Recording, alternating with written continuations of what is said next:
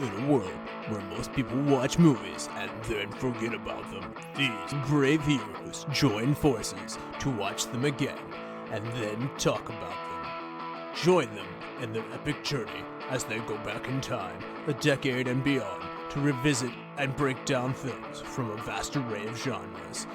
Do these movies hold up over time? Are they classics? Find out on Retro Movie Roundtable. Starring your hosts, Brian Fry, Chad Robinson, Dustin Melbardis, Lizzie Haynes, and Russell Guest. Coming now to headphones in your ears.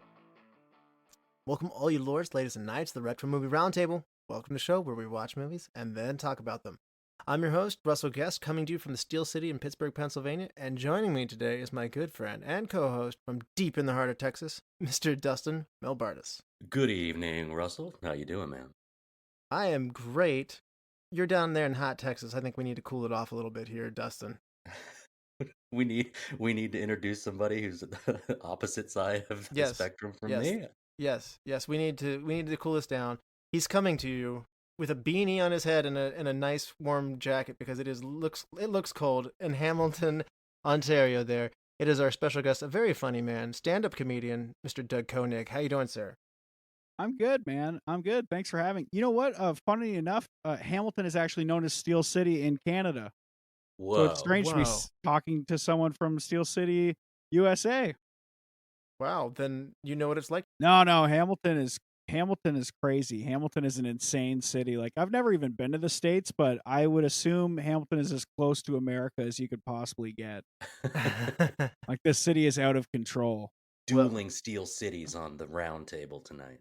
And I don't know, I guess that from Texas we'll have nachos and... ¿Es San Marcos es la ciudad de steel? No, I don't think so. No steel. We're like the mermaid city. We've got something about mermaids here. Mermaids? Not really? the same. Mermaids. That's nice. We've got a bunch of mermaid statues all over the town square. It's this thing. We've got an aquifer under the city. So we've got a river that comes out that is 69 degrees all year round. So it's always river day. So it is beautiful. We've got all these little mermaids around town. So a little different vibe than you Steeler boys. Dude, Canada sucks. Like, this country sucks because we go from having these summers that's like, well, for us, it's Celsius. It's like 35 degrees Celsius, like insane. Oh, it's like 100 and something for you guys. And then we have these winters where it's like negative 30 for us. Like, we have such like a span of temperatures, but they're so brutal at the boat. So like, we only get 4 months out of the year where you can even go outside and enjoy yourself and not freeze to death, like trying to do anything. Yeah, no pleasant weather for you. Only the extremes. It must make tough people. We are tough. Doug, we mentioned before that you are a stand-up comedian, and you have an album called Let Himself Go on Spotify. Yep. There's some funny clips out there on YouTube. Do you want to tell some people where they can hear more from you and your comedy? Well, if you want to check it out on Spotify, that's cool. If you like me enough to want to support me in my dream, you could buy it on Bandcamp because they pay us the most, which is sick. I have a podcast every week called Best Worst Friends. I do with my best worst friends, Tim Nicholson. He's another comic from Toronto. Yeah, that's about all I have. Oh, I have a radio show right now in McMaster, the university in town. It's every Wednesday at noon. Okay, so Bandcamp is definitely the place to support your artist then. That's a good plug there. So what is your favorite small cameo in a movie? Small character, distinguished performer is what I mean when I say cameo. Like, is there one that comes to your mind, Doug? I think my favorite would have to be Matt Damon in Eurotrip, which I think is an uncredited cameo. Scotty doesn't know. I don't even think he's in the credits of that movie. It's a banger of a song. Great song. Takes no credit. Amazing cameo. Dustin, how about you? What is a cameo that you love? I don't know if it's that I love it, but I appreciate it. The heyday of the Adam Sandler movies, there'd always be a Rob Schneider, you can do it. Oh, yeah. Mm-hmm. That you know, everybody knows it. You know, depending on which movie it is, it doesn't matter the context. It's not like, oh, I'm like cheering when I see him, but it does make me just feel like warm and fuzzy. Like, there he is. He's looking after his dude. You can do it. Adam Sandler has to take care of his friends. He takes care of his dudes. Yeah. Yeah. My cameo is going to be, I love Kareem Abdul-Jabbar on Airplane. I mean, the scene's funny. I mean, it's just an unexpected, and plus you have the meta like, "You're Kareem Abdul-Jabbar, aren't you?" Later in the movie, the kid like recognizing us. No, I'm not, and I love it. All right, what is the last movie you saw, Doug? I watched this movie on Netflix when I was up north. I was talking to Dustin about this, but I watched this movie called The Watcher, which honestly wasn't that good. It had like a very unlikable protagonist. So like when bad things happen to her, you're just like, oh no. It's like someone being weirdly paranoid about someone looking at them from across in a different apartment building, but she was in a different country where she's not from, so there's like a language barrier. We watched Final Yeah, I guess. Destination the night before, and I wish we just watched another sequel to Final Destination because those are just more fun movies. They can't all be winners. How about you, Dustin? Did you have a good last movie? No, I also had a non-winner, and I feel bad because this movie was recommended to me by our co-host Brian Fry.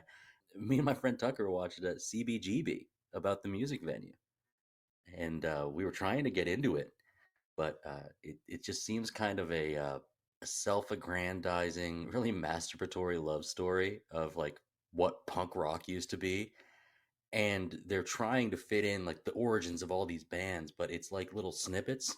Nobody enjoyed it. Punk rockers certainly would not enjoy it. I don't understand how anybody would enjoy it. It's got a low score. I don't really get it. We turned it off. So a non-recommendation from me, CBGB. I just read about it instead of watching that movie.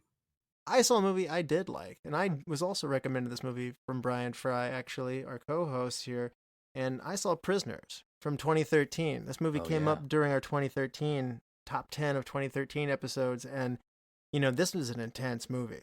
Denis Villeneuve did this one, and that's it. That's his buddy, yeah, Villeneuve. ooh, man, I got done, and I felt like I don't know. I needed. I was sweating bullets. It was intense. It was emotional. It's a roller coaster. I don't want to tell you too much about it.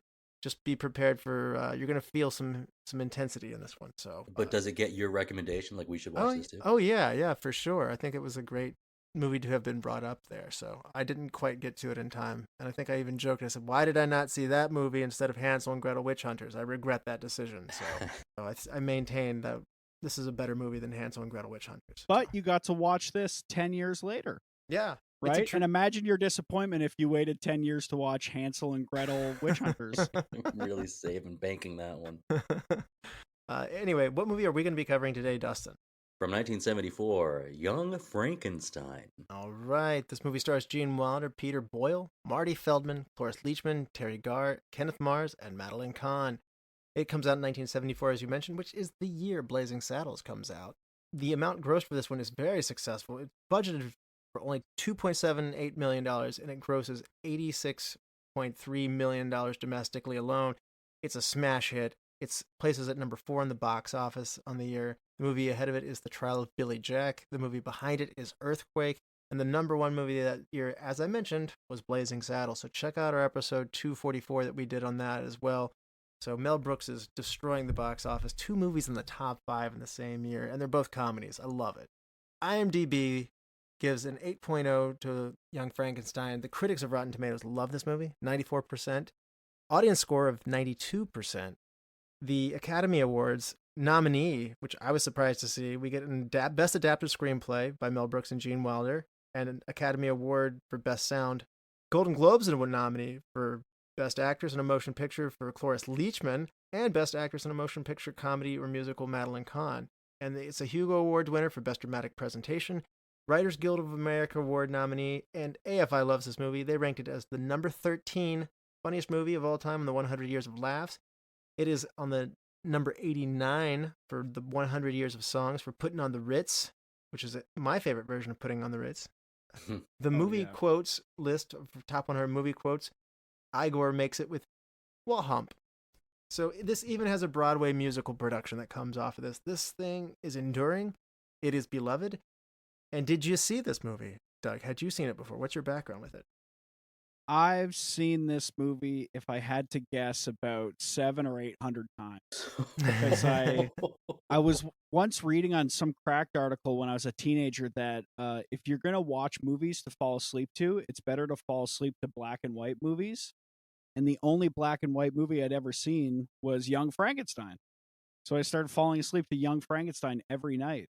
But it got to a point where I would almost be listening to most of Young Frankenstein every single night before I went to sleep. So yeah, I've seen it. I've seen it a couple times.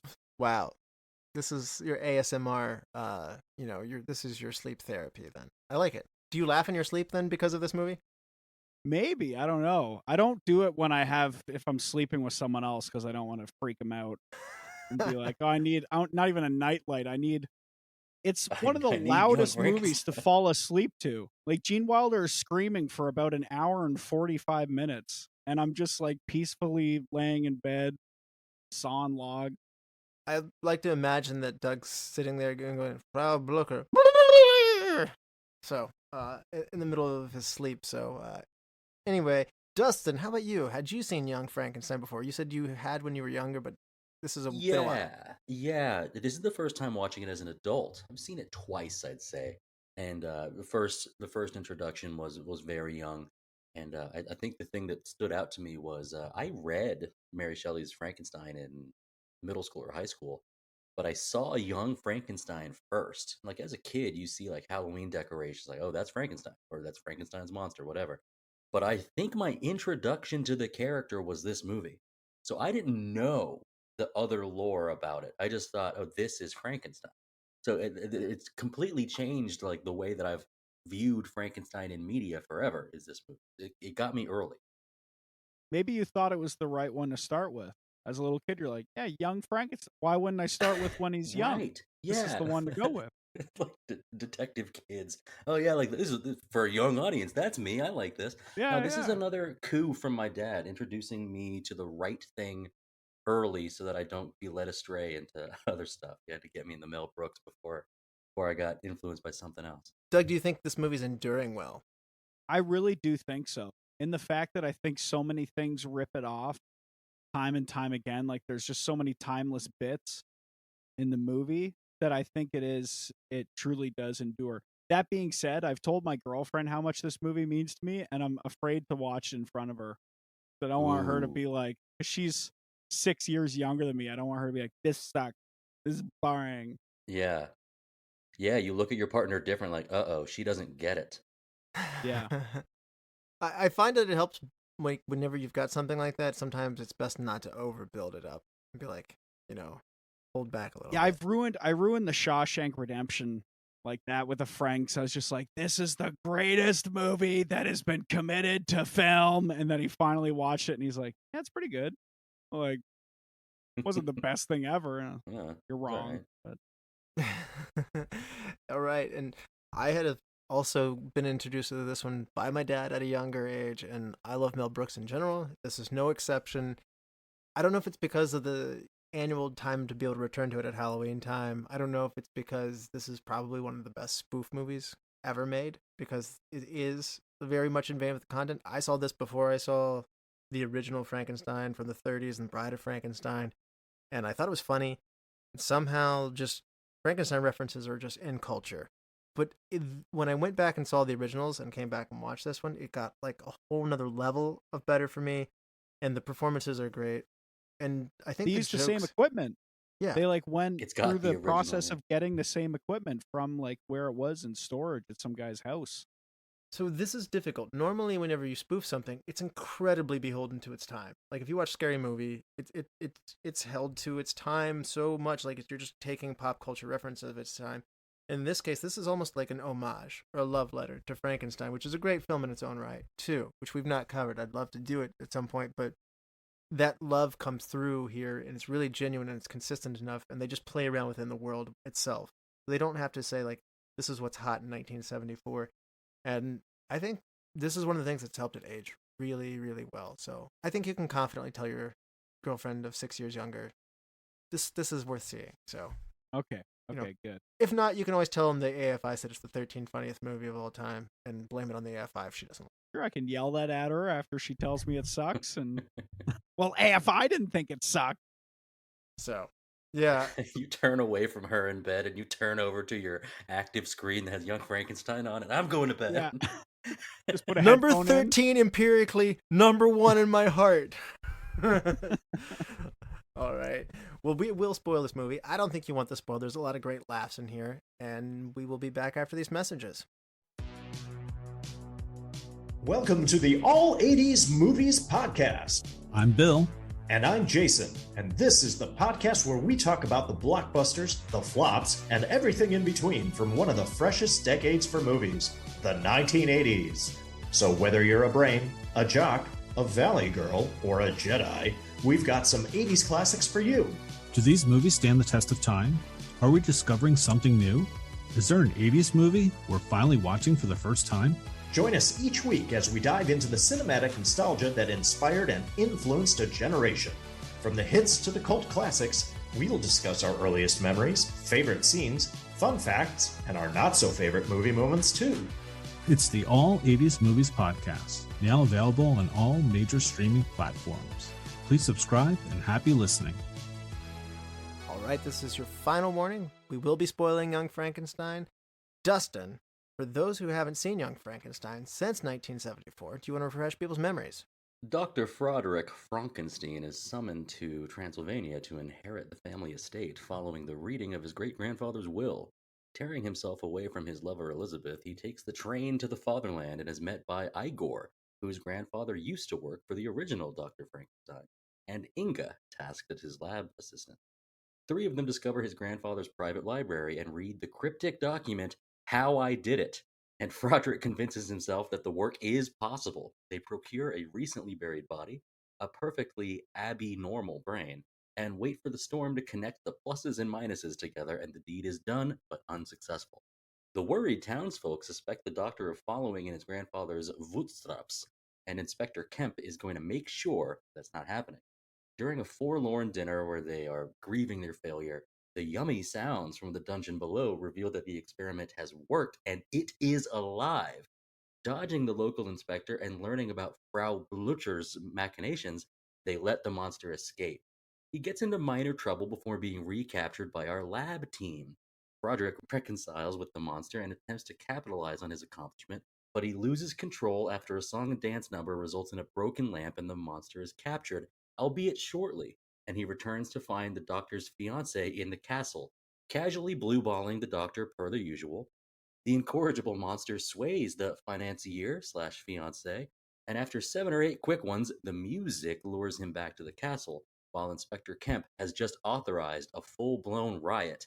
The doctor's last experiment to correct the cerebral imbalances with his own brain are interrupted by the mob, but we have a beautifully delivered soliloquy to alter the consequences and poetically calm the riot and befriend the inspector. The town rejoices with some rum in the lumberyard, and our doctor weds his assistant Inga, with the residual musical cue transforming the doctor for the betterment, and Igor playing us off into the credits. All right. And I love how this movie starts off with 13 chimes at the beginning of the film just to get us going here. Doug, and this is one of those movies that I think gets better with rewatch, perhaps over time, but describe the brand of comedy that we're dealing with here. Oh man, I think it's so many things, but I think it's like you said, it's a spoof, but it's more of like a love letter than it is a spoof. You know, there's like a lot of slapstick in there. There's a lot of, like, for my money, there's almost every joke lands. Every joke aged well, except for one when he's coming up on the train and he goes, "Can you tell me where I am?" And he's like, "Trans 29. Can I give you a shine?" And he's like, no thanks. No. Like, to me, I never understood that, but apparently it was because there was some popular, like, song that was like, "Trans 49, can you give me a shine?" So it was like a reference to that. Oh, thank you. See, well, I guess there were some references at the time there. But other than that, like, I think every other joke is, you know, some of them are age better than others, but I think it's still like a great movie all the way through. I think it leans heavily on its cast. You have such a talented group in here. Oh, yeah.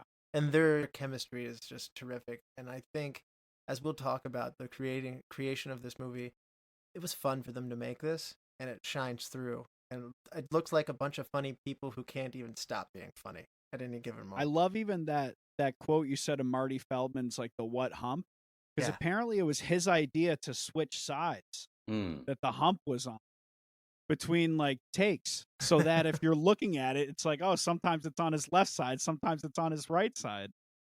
Yeah, the filmmakers didn't even realize he was doing it, so like it created some serious continuity problems. So they had to completely embrace it, steer into it, which I mean, Yeah, is I brilliant. love that. Yeah, that's just Marty being funny. It's a great gag for sure. So I think there's interesting that you saw this when you were younger, Dustin. I thought this was funny as a kid. A lot of innuendos went totally over my head completely. Sure. And it's so much better as an adult when you get those too. It is. I was meant, with the comedy, I was thinking about what Doug just said, and I think there's a lot that's funny that it doesn't set like a high bar for like high intelligence wit. Now there is wit in it, but there's also the stuff that, whether you want to call it slapstick or you just want to say it's that Mel Brooks kind of, this is funny, even if it's considered lowbrow, or if it's just like a slow turn to the audience, breaking the fourth wall, or just the sound the hump makes when you knock into it. Like these are things that, Yeah. like, you don't have to really have like a high intelligence wit to get a lot of this. Sometimes you are welcoming of, oh, this is just funny because it's simple. And you're also right here, Russell. The cast really does get along well, and I think watching it as an adult, I did not remember, if we're going to use like classic tropes or we're going to use terms of like Frankenstein being like the straight man, while Igor or Inga says something funny, or whomever else.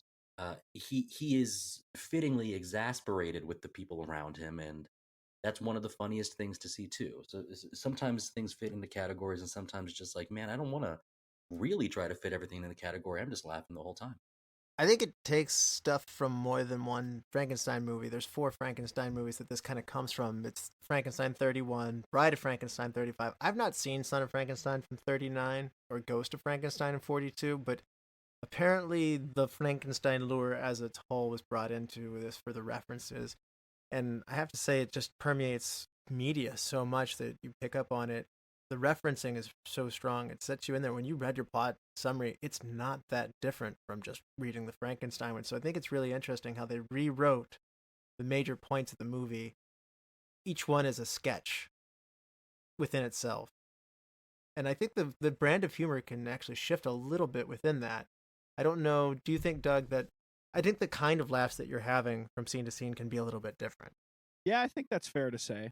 But I think it's kind of speaks to the beauty of Mel Brooks and Gene Wilder in making the movie, that they're targeting those different audiences. Like Dustin was saying, like they're hitting you with the laughs for people with like the hump made a silly noise.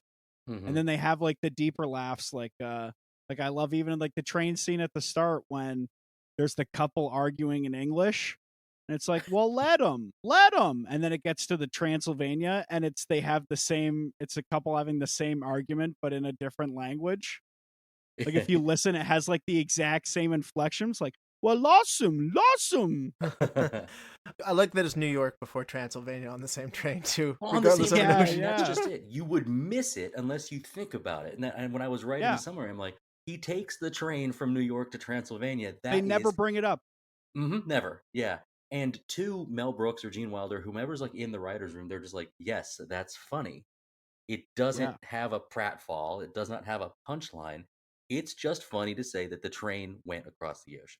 And this is like the kind of thing where, and he's expressionless. He's not doing anything at all. He's just riding the train. So he allows the comedy around him to happen. Something I saw in their interviews is that they take turns being the straight man and the funny person. And that's one of the reasons I think it can shift from scene to scene. There's times where Gene Wilder is the straight man and Marty Feldman's just being totally goofy. There's times where Madeline Kahn is being very funny and Gene Wilder's being the straight man. But then there's other times where Gene Wilder's sticking his hands in his food and Teri, Garr, and Marty Feldman are just like watching. It's like, you haven't even touched your meal. Smacking his hands into his meal and like being really big and over the top. So, I mean, it's one of those things where they almost are tag teaming or like passing the mic off to each other, and it's really funny. You kind of get some sense of how they built it. Yeah, the misdirection of it is what keeps you on your toes too. It's like, oh, well, I can't always trust this character to be to play this archetypal role in the movie. It's like they're all just, passing the hat back and forth. That is so true. And then they also have to pass the hat to Peter Boyle, who can't really deliver the punchline because he's, we'll say, quote unquote, mute. He responds with that grunt. So you have, oh no, the monster's on the loose. And the first thing he does is he sees the little girl by the well. And the comedic end of that small little sketch is he gets on the seesaw and blasts her up into her room and she's in safety. So it takes like the dangerous monster and puts a very short comedic situation, and boom, now she's nice and safe. Follow that up with the physical humor of the Gene Hackman scene, of the blind man scene, and like that's all just like, oh, look good. how he's accidentally hurting him. You know, the classic, oh, I spilled soup in his lap, and then I burned his finger. He's completely at the whims of this blind man who's hurting him. This was just 5 minutes before and after there were either serious like plot developments or there was just a bunch of different things surrounding it. It really does zig and zag you from comedy stylings, and once you like look back on Mel Brooks stuff, like you have to be ready for anything because he's going to keep you on your toes, just like you said.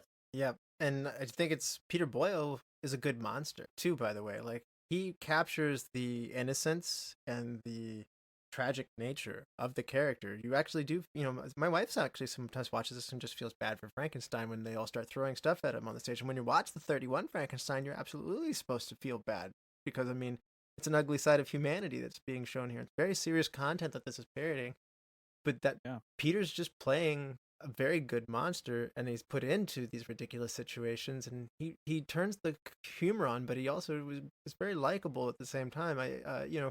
I think it was the daughter of the director of the very first Frankenstein movie who said her dad would have loved this. He liked humor, but I mean this movie is very flattering of his work, and just said that Peter actually was a good monster and very complimentary of the whole cast, and said like this made her happy because it really honored what her dad did, and in a very like, hey, let's carry this to the next generation because 31's well in the rearview mirror by 74. And it's helped it live on. This, like, I think two of us said that this was the first version that they saw of Frankenstein. Mm-hmm. I mean, that says something. Yeah. I mean, it made me want to go back and see the original one. It only enhanced the watching of this movie. I think when you get that 94% approval rating from critics, I think to some degree, it's strengthening the case of something that is one of those seminal moments in film. It's funny to me. I think we have grown up. Frankenstein is really scary to people at the time. I think when we go back and watch it, we think it's a good story. It's science fiction, actually. It's pretty good. But I mean, to make it funny, it's actually a bigger jump than it sounds. I mean, Mel Brooks said, like, I was scared of Frankenstein. My mom would, we were in New York and it was hot, and they want to put us out in the balcony because nobody had air conditioning. Not even rich people had air conditioning, would say. And like, like I was afraid that Frankenstein was going to come and get me. And my mother would say that he's like, he lives in Transylvania, Mel. He's not going to come, get on a boat, come across the ocean. Short train ride away, though. Go the train, ride a bus, walk 3 blocks over this way, climb up the fire escape to this floor and bother you. I think he has better things to do. And he's like, I'm not sleeping outside, Mom. So we sweated it out. Speaking of big gaps, we are further away from 1974 than 1974 was from 1931. Wow. We're looking at 43 years of like the spoof homage, and now we're looking at 50 years of us going back to 1974. I don't feel that way. Do you, Doug? Like, I feel like it doesn't feel that far back to me. No, that makes me sad. I mean, I wasn't alive then, obviously, but Yeah. Like it makes me sad to when I have to put my age into websites now and I have to scroll for a second. Like I have to flick the thing and then catch it. I'm like, oh yeah, time's passing. That's too long. I don't like that. Well, skipping ahead to a point here a little bit, they said that making this movie in black and white is a really big deal to both Gene and Mel Brooks. So maybe what we're talking about right now has helped it endure because it looks like the classic 31 Frankenstein, which seems frozen in time, almost linked to a certain era. I was going to ask if you think there's a relation between how timeless it is and the fact that it chose black and white. Like, would people be still talking about it? I don't know. I'll bet no. I bet it matters like you're thinking. I would bet no. We spoofed a genre like this in Blazing Saddles, but it was a whole genre. It wasn't as specifically focused as this. And I would say it somehow feels aged, but not in an all entirely bad way. This feels more timeless. I think, to your point, Doug, that the black and white might be a big part of that. You could make this parody again today, and you would take many of the same approaches. Again, if you were to film it in black and white again. So I don't feel like I'm watching 1974 to me. And some of the off-color jokes and stuff don't feel like they're 1974. Exactly. And a lot of the ways they got like the proper color balances and lightings, it had to be black and white. Like the monster, when Peter Boyle's done up in the makeup, he's actually like a weird green color. Like it's like a really kind of off-putting color, but it looks really good in black and white. Like it really sells the whole I'm dead reanimated thing. Yeah, it comes to mind the TV show The Munsters as well. That's the thing. It was for me. It was Young Frankenstein and then The Munsters, and then I actually read Mary Shelley's Frankenstein. But like Herman Munster, has that black lipstick on and the like heavy eyeliner, and I'm thinking as I was watching this black and white film, I'm going, this is really well done. And I know we're talking about the color of the movie, but the music too. It hits your AFI list for best soundtracks. And while I cannot pull out specific movements like another modern soundtrack would be, it certainly is not a 1974 soundtrack. It sounds like it's from 40 years before. And that feels so classic. This feels like a classic movie that belongs with the others somehow. And it's just so endearing in that way. Feels like it was made then. That's like the coolest part of it. It was like Yeah. it was made, they made the original, and then Mel Brooks showed up, even though he would have been not even born, like 2 years old. And he's like, oh, wait, here's what we do. Get in here. I think it's also interesting how the cast comes together. Gene Wilder's the writer of this, by the way. And so he talks to his agent. He's like, I kind of want to do this Frankenstein idea. And his agent's like, we should do a movie with Peter Boyle, Marty Feldman, and you in it. And he's like, that's a great idea. Why? He goes, because I'm the agent of Peter Boyle, Marty Feldman, and you. And so, wow. I mean, but how serendipitous is it? Their chemistry is so good, and it's nothing more than their agent was literally the same agent, and it's mind-blowing because they're so funny together. And then furthermore, this agent, who I didn't uncover the name of him, but he then suggested, he's like, why don't we get Mel Brooks to direct it, because you're working with him on Blazing Saddles. And Gene's like, I don't think you're going to get him. Mel only does things that he conceives of. I mean, you can try, but I don't think he's going to say yes. And and sure enough, he said the next day I got a phone call from Mel Brooks, and he's just like, what is it you're getting me into now? And he's like, oh, nothing you don't want to be a part of. So, I mean, and it was electricity. I mean, he said, like, I want to do Frankenstein, but like it's the grandson of Frankenstein, and he doesn't like his name, and he's distant from him. And Mel Brooks like, I think you got a good idea here. Let's go with it. It's such a great idea. It's one of those things where, like, I think it's a huge part of story or screenwriting where you have to pitch the idea to people a bunch, because you almost have to gauge their excitement because it helps you sculpt the idea. But even just saying that, like, it's like, oh, it's Frankenstein's grandson, but he's like embarrassed about all of that, but he's also a doctor. You're like, man, that's cool. Great premise already. Yeah, well, and some of the things that maybe don't sound like they're necessary, but end up being so funny, like, and his assistant is also the grandson of the assistant. Well, all right, does that matter? Well, it is kind of nice. Like, okay, of well, course, how about the rates have gone up. Like, right, the rate has gone up. But okay, how about you throw like a beautiful bottle blonde in there too? Like, all right, you got a movie. I think Gene Wilder and Mel Brooks are outstanding in Blazing Saddles, which, again, we did cover that movie, but I really enjoyed reading about their collaboration here. There was a lot more information because Gene wrote it. We had interest in directing, and Mel and he have a creative relationship between each other. I even read that where they went back and Gene met Mel. He was working with Anne Bancroft. That's Mrs. Robinson from The Graduate, by the way. That's Mel Brooks' wife. And his future wife and girlfriend at the time is in this play with Gene Wilder. And he would come off the stage and he said, people keep laughing at me, Mel. Why is it? And Mel said, it's because you're funny. And like very, very bluntly, he's like, I don't intend to be funny. And Mel said, that's the best kind of humor. So Gene didn't even know that he was a funny man, if you will, but Mel saw it in him and encouraged him. And it's one of those cool stories that Blazing Saddles and Young Frankenstein, same year here. Gene Wilder's so great in them both. And he's such a great vehicle for Mel Brooks' comedy. And to hear them writing and stuff, I wish I could have seen them in action, because hearing them writing late into the night and going back and forth, typing and writing stuff on a board and getting way off subject and then coming back and doing it, I just think it seems really fun. Mel Brooks is one of those collaborative writers. He wrote on a TV show for Sid Caesar. It's one of those things where, I think it's fun to watch them write South Park, for instance. I have a feeling like it would be fun to watch these two in action, because they're both very quick-witted. They're both very funny, and they both genuinely like each other, and they make each other laugh and smile. And it's just like somebody gets a joke and the other guy makes it better and better and better, and they go back and forth. It's just cool. Gene said I learned a lot about writing from Mel.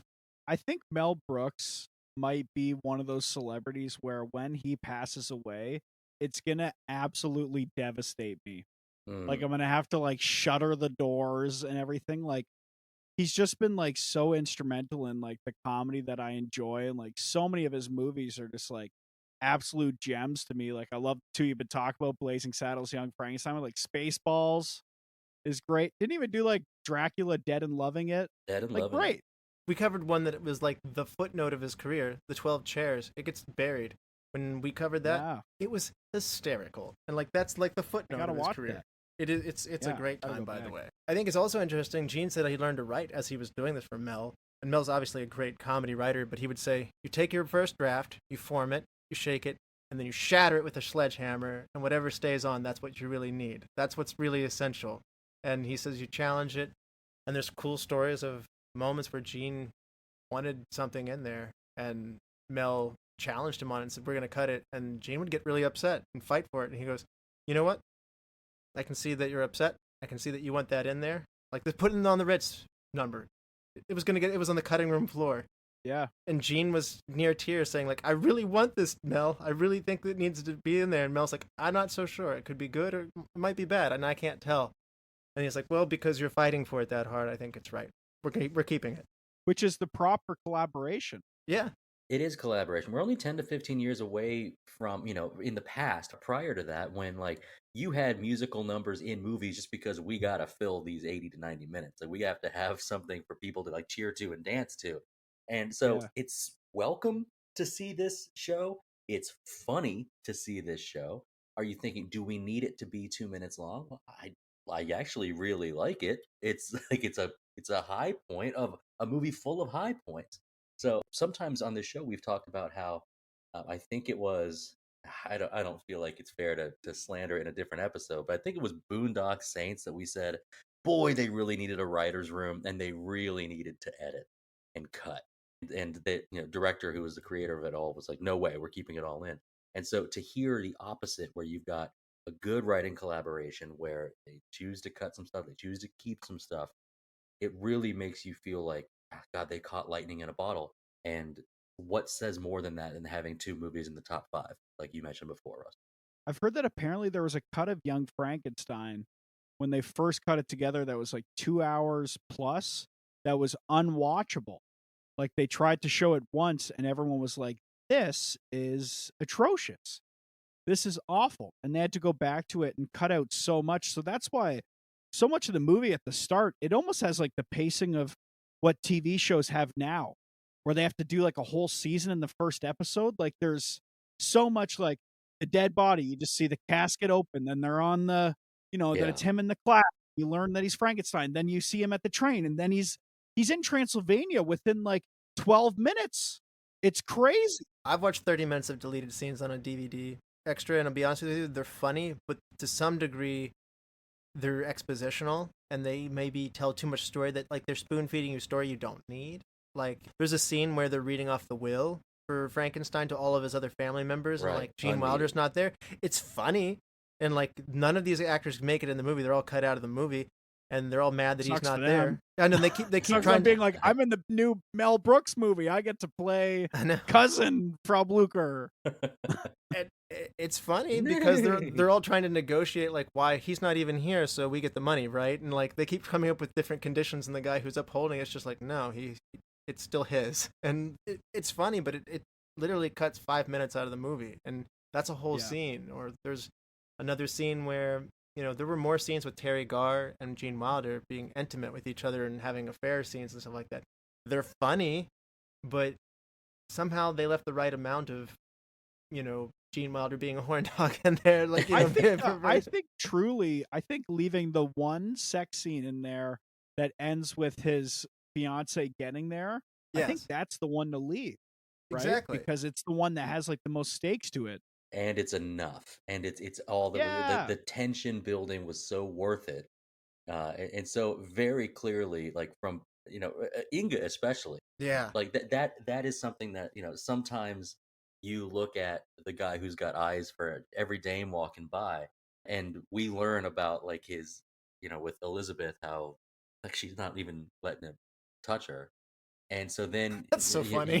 you go across the ocean, and now the Inga's like, "Are you ready for a roll in the hay?" Like right away, and to have that build for so long is so fun. And then you get one of the grandest scenes is the platform rising, right? It's a grand, beautiful scene, but it starts with "Elevate me, Inga," right here. Right now. The platform. Oh, it's the platform. Movies Yes, like of this can have course. too many sex jokes or can rely too much on it. That was an issue with that American Pie stuff in the early 2000s, or any of the Harold and Kumar, like any of those like spin-off movies. Like, how do we get more sex in here? And that is, it's just like the mark of the uncultured. Go look at this. This is all you need, and it's so much fun. Young Frankenstein, The Naked Mile, like the extreme version. Yeah. Oh, exactly right. But there's a great movie I love called Sex Drive, and there's an unrated version of Sex Drive, and all it is like at the start the directors come on and they're like, we're adding more nudity to the movie. So they're like, there's gonna be more boobs, and so at random points in the movie they just green screen in women walking in the background.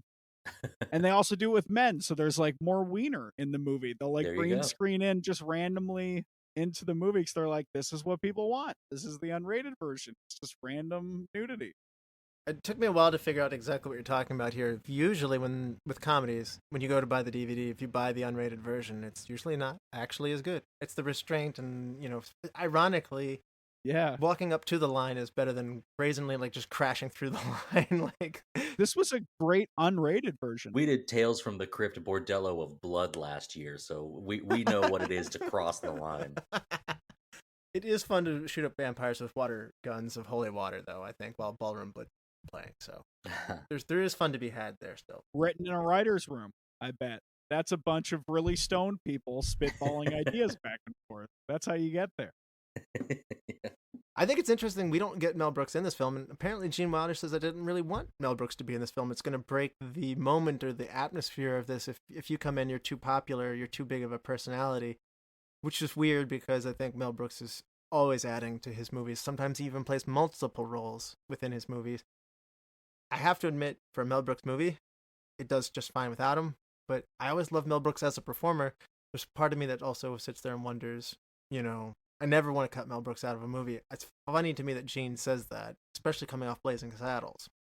He is technically in the movie because in the scene when the dart gets thrown through the window because the Inspector Kemp is grilling young Frankenstein, he like throws the dart out the window and it hits a cat.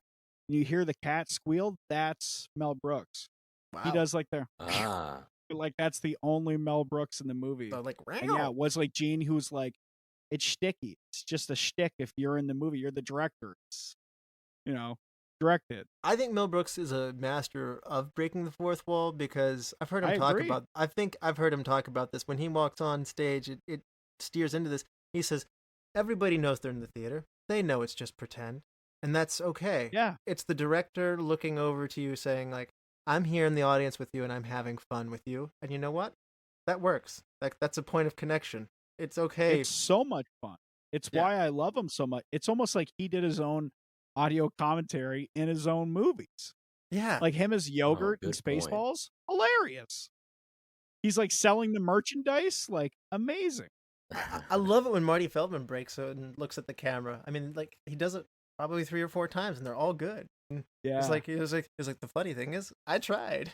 like when he drops the brain and stuff like that. I mean, they really spice up the scene. And granted, he doesn't shatter it as hard as he does in some movies. We don't have a Monty Python, police come and arrest the set pieces and hauls them all off to jail necessarily. It's not a shattering of the fourth wall, but I still think that's just another one of those types of humor. I think it's so interesting that you can tell everybody's combining their own ideas on it. I think that's one of those things where everybody's pushing and pulling and adding things. And Madeline Kahn, as you mentioned, she came in, she took a smaller role. She was auditioned to be Inga, which is a larger amount of screen time, more prestigious role, but she had some other movies going on, and scheduling was in the way, and she actually wanted to do Elizabeth, the fiancée, and it was her idea to do the "Don't touch my hair." Okay, not the nails. Oh, not which please is don't- like the greatest moment. I know. Like that's so the funny right taffeta. at the start. Yeah. Oh, And so How funny of a joke too is it's a joke within a joke. Like they talk about like writing jokes. Like this punchline has 3 jokes in it. You learn about them. You probably know all about this kind of thing. But yeah. she says the taffeta. He responds, "Yes, the taffeta," not understanding what she means. Like that's such a subtle little joke. Like no, it'll wrinkle. Oh, okay. Like he's a brilliant, neuroscientist lecturer. He doesn't Yeah. understand what she means by the texture of the dress. It's little stuff like that. It's punchlines within punchlines. These guys are great at what they do. So Teri Garr goes out for the audition to be, and she ends up coming back. Mel Brooks says Cindy Williams actually had this part. He let Cindy Williams go when Madeline Kahn switched things, and Inga went to Teri Garr. And he said, "You come back tomorrow with a German accent and see if you can do it." And she said, "I have the perfect hair." Like she worked with a hairdresser who was German, and so she just, it was Cher's wig maker, and so Wow. and from the Sonny and Cher wig, comedy hour, and she was very firm and this, Germanisms, and so she was ready to go right away. So she just, "Thank you, Cher's wig maker. You gave Teri Garr. She's awesome in this, and she's really funny. This is an early movie for her, by the way. She holds her own with some comedy heavyweights, and Oh yeah. everybody's helping her. Inspector There's Kemp's really funny. not a bad actor. Yeah, Inspector Kemp, and I think that was that actor's last movie too. I think he passed away shortly after, but that is such like an underutilized character, obviously because of like the screen time and like all that, but so great, like the whole like knocking his arm up to like light the thing and like lights it and like slaps it down, like What and a his whole character interrogation intro. of Frankenstein. The mob, when Yeah. he get like he tells like somebody to help him move his One of arm the up, like best. when he's like at an angry mob, like, "Get your pitchforks up, Yeah. move my arm up, please." Like, I Well, mean, Yeah, but we're like 50 minutes in by the time he arrives. And so Yeah. you're getting comfortable with, okay, we're probably just going to deal with this small group of people. And then and it's so quick when, one of the townspersons saying, like, he's a Frankenstein. That's what they do. They're going to do it. And you get this, smash cut to him and very quickly doing all of the arm movements so intricately. Boom, up, Yeah. boom, up, get the cigarette lit. It takes so long for him to get it up to his mouth. He has one puff and then throws it.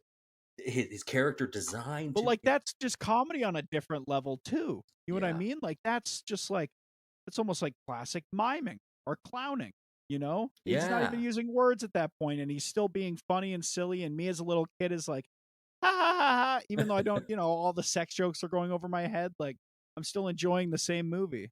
yeah, it's interesting how you can be that funny and miss a serious number of the jokes. It's Yeah. amazing. Going back to Madeline Kahn taking a lesser role, it was when they did get her signed up. Mel Brooks said it was one of the best days and worst days of my life. It was great because she's comedy gold, but I thought it was terrible because practically every line she would cause all the actors in the room to start laughing. So Gene Wilder in particular, it turns out he's got like, how Jimmy Fallon always would giggle on Saturday Night Live or break, I Yeah. mean, Gene Wilder was totally like that on Young Frankenstein. Maybe that's why he didn't think he could do comedy. He's like, I just laugh too much. I can't do that. He does. I mean, there's scenes where like Cloris Leachman is a pro at it. She laughs hard as soon as they're done cutting, but like she can stick it through. But I mean, there's Yeah. scenes of her like there's a blooper reel and stuff like that, and somehow I don't know why just watching people mess up their lines puts a big smile on my face. One of everyone my loves it. favorite things, yeah. Everyone in the world loves it. It's awesome. Like Cloris Leachman would just be like, "Stop laughing, Gene. just wait till the scene's over." And like they genuinely know what they're doing is just ridiculous. Like, putting the candle back scene and stuff like that to get through that, like, dropping the candle, just being that funny nature of what they're doing doesn't always come across, but somehow I think we get more laughs. You could tell that they had like the best time making this. And I think like I have a book on the shelf, but oh yeah, it's not a video podcast. I'm sorry. But there's a book on the shelf about the making of this movie, and it talks about how they tried to have like this grandiose, like they shot an extra ending where everyone walked down the main staircase and sung and all this stuff. And it was basically cool. they did it just because they wanted to keep filming. And Mel Brooks like, we're not going to use this, but it's like Gene Wilder is like, I'm just having the best time. Like I don't want this to end, but it comes across in the product. Yeah. Spend millions of dollars to get everybody out here, and we'll keep going because we're having fun. But they did it. They made it up their money in spades. So I think they earned it. But Peter Boyle, I read, came in on like days where he wasn't shooting, and somebody would be like, "I didn't know you were in the scene today." He's like, "I'm not. I'm just wanted to be here because it's fun." That's so cool. That's so cool. So I don't know. And Gene Hackman was just a tennis partner of Gene Wilder. It was the battle of the genes. I didn't find out who was the better Gene at tennis, but he said, Mel Brooks is doing this movie. He's like, I wanted to try comedy. Do you think you can get me into this movie? And he talked about it. It was like, well, let's try The Blind Man. And it's a big role in the end. And gosh, that scene's so funny. He was initially uncredited. He's great. He crushes it. And like, we're talking about an uncredited scene. That's another great, like you talked about the cameo. You talked about like the best cameo in something. And then when you first mentioned that guy, I was like, oh yeah, I think honestly that might be my favorite cameo. And something like even his last line, like, I was about to make espresso. Oh yeah. Like it's like so silly. Such so a Mel Brooks silly. tag. Yes. Oh man. Oh man. The improv nature of what Mel Brooks allows you to do too. I think we covered Scrooge recently, Dustin, you and I. Yeah. We talked about how Richard Donner did not let Bill Murray cook the way Bill Murray needs to cook. He's too controlled. Well, Mel Brooks understands, let these funny people be funny. And he made a 2-hour, as you pointed, a 2-hour plus long movie, and they cut it down to what's essential. With he's a good editor, and he let people improv. Cloris Leachman, like, would you like some more milk? And like, no, so good. Like, and like she turns back and like she's doing it more times than she's even supposed to in the script, and she gets to the point where it's so ridiculous, like, Ovaltine, and like looking back at him like inches away from his face, and it's very funny. I love how even like that Ovaltine, like she says in like a different way that she said everything else, and then he's just like lost all patience. He's just like, nothing. Thank you. I'm a little tired. It's like the first like spasm. Actually, that's not even true. He's spasming the whole movie. He is. Out of his mind. I love Gene so much. A character who gets exasperated by the people around him. It's just so classic. Like, how'd this guy get through medical school? I have no idea. That's the most unbelievable thing in this whole movie. It's like he has a short fuse, that guy. Yeah. It shows so great in his hair, like that frizzy hair. Like, I think it's real hair. I don't know that, I didn't read that it's a wig, but it's too perfect. Oh yeah, it's amazing. The original Frankenstein doctor had slick hair, actually, so that's not necessarily from the movie, but somehow Gene's like wild broccoli like hair is just too perfect. So it's special. It's a quality of his that like it unmistakable. And we talked about it. The 20th Century Fox got this movie because Columbia wouldn't give them as much money, but they also said, we're going to shoot it in color and we'll turn it black and white. And Brooks opposed that. He said, if you do that, you're just going to release it in color and, screw me in the end. And I'm not going to let you do that. It has to be black and white. And I love that he didn't trust them, because he shouldn't have. They're a studio. They didn't give them as much money as they wanted to make it. So, I mean, 20th Century Fox did give them the money. So I think it's probably also about that. But Mel Brooks seems pretty adamant that the black and white was a part of it. The cinematographer talked about how when he was working with Mel, it's really interesting that he would do something and then say, I got to wobble. And then I got to reshoot it. Because he said, Gerald Hirschfeld said, cut. And Mel's like, Gerald, I'm the only one who says cut on this set. You understand that, right? And he goes, well, I messed up the camera. It's no good. And I'm just going to save you the time. He goes, no, I want that. The 1931 movie had wobbles. It had wave in it. And I want that character in it. In fact, I want you to lean into it. I want you to exaggerate it. I want you to feel like that guy pull his hair out. Yeah, exactly. And so after a while, he got it. He understood what James Whale, the original director of Frankenstein, was doing and Bride of Frankenstein was doing in those shots. And he said, don't zoom in, don't smoothly pan the camera. I want wide shots. And Mel Brooks is a comedy genius, but also he understood what he wanted from the camera work. And we're sitting here talking about how this doesn't feel like 1974. It's because of these things. Yeah. You know, I mean, it's so closely tied to that. I think you mentioned, Doug, they got set pieces from the actual set in Frank. Yeah, like they literally found the stuff in like the guy's garage, and they like pulled, like, in my mind, they're pulling like these giant sheets off, just covered in dust, and you're just seeing these like giant contraptions. But it adds so much to the movie. It adds so much to the atmosphere of the movie. You're seeing it in black and white. Like, when I was less of like a movie nerd, maybe in my teens, I always had the hardest time remembering when this movie came out, because it might have just come out in the 1930s along with the others. I was like, is it the 70s? Is it the 80s? Like, the black and white always threw me off so much. I just think it's cool. Mel Brooks also says this is his best movie. He says probably the funniest movie I might have done is The Producers or Blazing Saddles, but this is the best movie I've directed, which is an interesting comment, Dustin. And I think that's interesting because when I saw how high it was on that comedy list, I think this is a great version of a comedy movie. And it gives me a bunch of stuff I want and I like it. But there are, for me, and I hope this doesn't sound blasphemous, there's 50 movies that I laugh harder at than this. But those movies aren't as good as Young Frankenstein. Like, Young Frankenstein is a very good comedy movie. For me, it's not the funniest movie, but it's very good. And there's times when I'm like, okay, was that action movie really good? And I just didn't dig it, right? Or like, did my girlfriend not understand Terminator 2?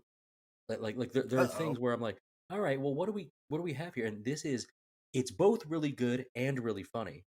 I wouldn't put it that high on my list, but it definitely deserves accolades for. And I guess I'm not surprised that Mel Brooks says it's his best.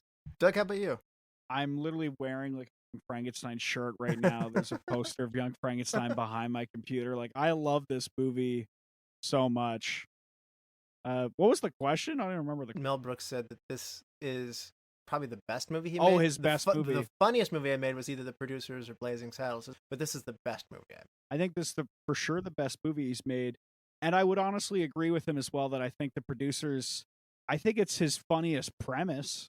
Like, as much as I like the premise of Young Frankenstein, the premise of Producers, like producing a flop and it has like a song called Springtime for Hitler, like, that's just the absurdity to something like that is just ridiculous to me. But I honestly do agree. I think this is his funniest movie. He was having so much fun in the director's chair, he was stuffing a handkerchief into his mouth to keep from laughing from ruining the cuts himself. Yeah. The cameraman, the operator, was laughing and would ruin shots. I just love all these stories of everybody having that much fun. It reminds me when we covered Abbott and Costello Meets Frankenstein, which is another Frankenstein parody, which was done before this. They're very different films, and they're handled very differently. And everybody was having a great time on that. They had like a fluffer go around hitting people with pies and seltzer water, keeping the people's mood up. Everything was a big joke on set the whole time. And that boisterous, fun atmosphere carries through. Abbott and Costello genuinely love each other. They clearly like working with each other. They worked together a ton. But that chemistry of the cast for both of these pays huge dividends. Well, everything's a little different too. Like, for instance, I'm a fan of Penn and Teller, and they say we are not friends. The only reason we have succeeded this long is because we work together well, and then we do not hang out. And it's been that way for 40 years. And that is a huge surprise, right? Yeah. So you hear stuff like Gene and Mel got along so well, or the writing room went so well, or Peter Boyle showed up on set when he wasn't supposed to be there. And Russell, how many times have we covered the horror stories about movies being made? No matter what the final project is, we go, the turmoil did not affect the final cut. Sometimes is what we say. Yeah. And in this case, it's like, oh man, an endearing movie that I like was also something that they liked too. It makes you feel so warm. So I'm happy to hear all of that news about how much they enjoyed this. I would be interested to like go back and see like if there's any way to see like, you know, the top movies of all time and go to the people who made them and be like, did you actually like making it? Because I wonder if the majority of the time it's like, yeah, this was the best time of my life, you know? Because yeah, we do hear horror stories from like movie sets, but I think it is like these times where people are having such a great time that makes the best movies. This is our third Mel Brooks movie I've had the fortune of covering. People seem to like all three of his movies that we've covered. People really seem to love the time they had. It has him as a director. He gets his work done. Clearly he's not goofing around, but everybody's having a ton of fun and staying up into the night, and everybody speaks highly of it. So if you ever watch him come on Johnny Carson, like clips on YouTube, or like if there's a Koning, like where he sits down and does like the serious jib jab with him, like Mel Brooks is one of the funniest people, unscripted. He's just so funny, candid, like you said, Doug. Like you'll hurt when he's gone. He's funny when he's not on screen reciting written content that he's refined. He's just a machine gun of funny all the time, and it's amazing. It's really just so funny. It's almost effortless too. Some people you can tell it's belabored, right? Carrot Top wants you to think that he has that he is as quick or as funny, and it's awesome to see that even in like a talk show format, Mel Brooks might just do like a quick glance to camera A, and that's part of the punchline. Dude, he killed on Fallon. He's like what, like 80, 90? He might be over 80. I was because he might be 90 Fallon. by now. Yeah, he's so sharp. I love it when he said, I thought that comedy was Jewish. I thought it was being Jewish, and I didn't think Gentiles had it. And he's like, I grew up in a place where there were so many Jews around. I really didn't, I wasn't always around Gentiles and stuff like that. His Jewish heritage or whatever was part of it. His characters, there's so much of him in it, and that's so funny. Even when he tells stories about when he was a kid or whatever, like you said, Doug, like every story that he tells ends up becoming a joke. You just want to pull a chair up and listen. I read his autobiography, All About Me. Great. Yeah. Great. So it's just get to hang out with Mel Brooks for, however many hours it takes you to get through a book, probably way less than me. But it's a great book. Highly recommend. And I do recommend the bloopers if you get a chance to. I don't know if have you done these, Doug? Or the bloopers of Young Frankenstein, yeah. I mean, the cutscenes too. I mean, like there's a street scene like where somebody tries to mug the monster, but the monster won't be shot or stabbed or whatever, and so the mugger ends up handing his money and stuff over to him and stuff like that. I mean, I feel like I've seen some of the deleted scenes before, because I remember the one you talked about, like the will reading and stuff. Yeah. I would love to see that full cut of it, just to see, because I would think it's watchable. I love Young Frankenstein. It's hard to believe they save that much time here and there, like nipping and tucking here and there. It's one of the things that blows my mind when you're a director. Like, how do you know what to cut? I mean, Mel Brooks has it, but I mean, I still enjoy the deleted scenes that much. I think the sets are awesome too. You have to really not be married to your material.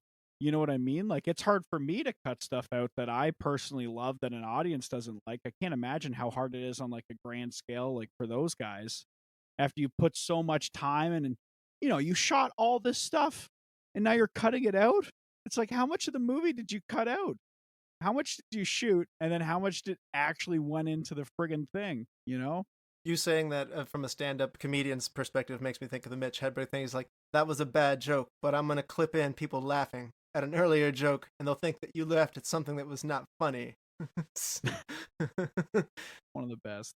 So, I just think that the quality of like when you open this movie up, the shot of like the alleyway, the way that it goes to the door and stuff like that. I mean, Grant was in the room watching this, and he was instantly captivated. The quality of like the ability to draw you in via Frankenstein, the bag of tricks, if you will, it's repeated through this so well. I think it's interesting that you mentioned this, Dustin. Chad, who's our horror expert here on the Retro Movie Roundtable, who's not on with us this point, he doesn't love this movie. He says it's not funny enough. And it's interesting. I think you've tapped on that too, Dustin. He's not here. I'm glad he's not here. Boy, I love that. But I mean, I think it is very funny. But you touched on something, Dustin. You said it's not necessarily all about the laugh, but it puts a smile on your face anyway. Well, it's not like it failed to be funny. It is funny, but there are certain things growing up that I find to be. I don't think I would ever put Young Frankenstein on my like top 10 funniest movies, but I would definitely rewatch Young Frankenstein before I would watch some of those other movies that I have deemed funnier, because it's comforting and the atmosphere is very good. And I like my movies pretty short. When I saw this was like an hour 48, I'm like, I wonder if it needs it, because I saw it as a kid, but when I was going to come back and really 20 years later say like, all right, I'm going to critically evaluate it this time. I go, does it need to be this long? And I mean, I could have taken 2 or 3 more vignettes of the monster getting into hijinks, just like a 2-minute snippet of, all right, we have the little girl, we have the blind man, but there could have been more. And if they were peppered in throughout the rest of the, like it could have easily been so successful there. This movie would be something I'd have on and like feel the joy of it and its subtleties. That would be why it jumps a whole bunch of other movies. Like I said, I'll stick with it. I agree that it's very good and it's his best, even if I don't consider it's his funniest. I think Airplane for me and Blazing Saddles are I would consider funnier, but this is his best. I wouldn't say they're like, you know, it's not like the funniest movie in terms of like laugh out loud moments, but it's the funniest in terms of like the silliest. Like I think for the entirety of Young Frankenstein, I have a smile on my face. Yes, And I that's it. can't think of another movie where I consistently have a smile on my, even if a joke isn't making me like howl, like, you know, when they're bringing the dead body originally and the arm's sticking out. So, you know, Oh, Vicar it's has so to good. pretend like it's his other arm and he's like, you know, rubbing it like he's all You're so excited to cold. get to the fire. You should get yourself a you know, brandy. I'm not howling, but I'm like smiling and it's like stupid and goofy. Like the silliness in this movie, like the charm of it. I'm just literally having fun from like the opening scene to the end of the movie. It makes me laugh. I love that you said that, Doug. I think that that's something that sometimes people say something wasn't funny. And I'll say, maybe I didn't sit there and laugh and roll on the floor and, you know, have tears, but that's not what all that's funny. I think there's something massively great about smiling and having your cheeks like noticeably like my cheeks are kind of like I've been smiling hard for like a Yeah, very your prolonged face period of hurts. time. Yeah, Yeah. exactly. Yeah. Like, and the rewatch at some point, you know, you love those characters and the actors who play them. Yeah. And you start to pick up on the subtleties of things and you start to enjoy things that aren't even necessarily the jokes or the joke that's coming in 2 minutes that you know is being set up. There's a repeated version of this is one of those movies that thrives on rewatch for me. And I've talked to people about this a lot because I love my comedy movies so much. It's my favorite genre. And sometimes people just like, I just didn't connect with it or it didn't make me laugh hard enough. And I have a hard time explaining, like, it's not necessarily that I'm going to tell you this joke and you're going to break down laughing hard. It's just that they put you in a great mood and they make you so happy. And Yeah. that's not something another kind of genre for me can quite do. And so it makes me appreciate the performers of comedy acting, which it still bugs me that like comedy acting is not rewarded very often. I mean, I know the Golden Globes has Best Actor in a Musical or Comedy, and oftentimes they're bending it to the dramatic side heavily. So I think it's really special to be able to create characters and to have this wonderful sense of timing, either on stage live in a theater, stand-up comedian, music performer, such as a Weird Al, or from the film side here, to be able to make people smile that hard and to make them feel that good. It's one of the most wonderful things. I think our guest who came on Abbott and Costello who Meet Frankenstein, he's a performer himself now too in theater, and he said that's the most noble thing I could ever imagine, making people happy. And I was like, Yeah. wow, I love how passionate you are about it because it does make me feel good. Like when I'm sick, I want to watch one of these kinds of movies like this. It makes me feel good. So funny that like it is nice to smile and all that, but as a stand-up comedian, I can't say there's anything that frustrates me more than people who just smile at me. Which especially during the pandemic, which in Canada lasted for pretty much forever, when we would do shows where people are wearing masks in the audience and they're just smiling at you, you're like, I don't even know what's going on right now. I have no idea what's going on. Just need some audible laughter. But yeah, the smiling in this movie is great. Am I bombing? Am I killing? Well, you know, there's another thing. You mentioned the silliness of it. We watched a movie with some very particular wit last year, which was the original Lady Killers. That was not a laugh out loud movie. No. And I even gave it a second watch, and I was like, "This isn't even like a comfortable movie for me. Like, it's not going to be one that I'm like that goes like high on my list." And that movie was trying to be a little too highbrow, too witty. And it was part of it. It's British humor. It's British. subtle. We know that. So we know that. And then I was thinking, and I promise I'm not just choosing movies that we've covered, but before I was a host on the show, you guys did Clue, and that I wish I would have been around to do Clue. I love it. That movie has some laugh out loud moments, but I maybe wouldn't say it's the funniest movie I've ever seen, but I'd go so far as to say it's like the top 3 best comedies I've ever seen. So like there, and it's got some silliness, it's got some slapsticks, it's got some high wit, it's got some repeated running gags and jokes. It's the comedic actors that do a great job in their acting performance, not necessarily like machine gun delivery of like punchline stuff. I grew up in the 90s. The Jim Carrey and the Adam Sandler comedies are always had like such a high level for me, and I'll consider them the funniest. This is really special, the Mel Brooks stuff. And just because his name is attached doesn't mean I'm automatically going to like it. But this one is very good. I appreciate the craft. It's interesting. We've studied it here, and when you study a movie, you can come to like it, or maybe see its shortcomings a little bit sometimes. And I really, the craft that they put in, whether you said it was getting Ken Strickfaden's actual machinery from the original Frankenstein, using real skulls on the set, or whether it be the monster, they built like this plastic head of the monster and they made it glow. Like that's how they get the teeth to glow in that scene. And the effects and actually pouring the actual soup on his lap, they had to make like an insulated rubber mat so that it would look good. And I mean, when you start to look at all the craft that they put into this, it's the same level of effort that you do for a horror movie to make it good, but they did it to make people laugh. And it's interesting that they put that much passion and care into it. I don't think you'll always get that in a comedy. No, humor doesn't get the same respect I think a lot of different fields get. But I think it's the fact that they put so much effort in that makes it the laughs so much more rewarding. And it's easier to like edit if, you know, this guy has special pants on so you can pour hot soup on his crotch. That just makes the joke funnier because the steam comes across in the camera. Like it's just or like Gene Wilder plunging the scalpel into his leg at the start. Like you could see the foam pad in his pants, but like you got to trust the prop guys a little bit to do that with the same force that he did.